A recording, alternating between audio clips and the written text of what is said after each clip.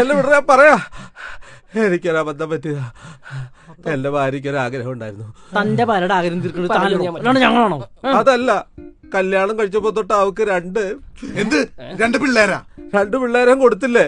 അതല്ല, അവക്ക് പട്ടുസാരി എടുക്കണമെന്ന് ഒരു ആഗ്രഹം ഉണ്ടായിരുന്നു. അതിന് ഞങ്ങളെന്ത് ചെയ്യണടാ?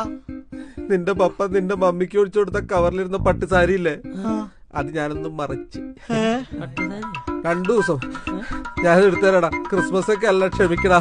എന്റെ ഭാര്യ എന്ന് പറയാ പോലെ നിങ്ങളുടെ ഒക്കെ പെങ്ങളല്ലെന്നാണ് ഞാൻ ഉദ്ദേശിച്ചത്. എന്നിട്ടിപ്പോ കവറ് വിടറാ. എനിക്കൊരാഗ്രഹം, എന്റെ ഭാര്യ പട്ടുസാരി ഉടുത്തൊന്ന് കാണണമെന്ന്.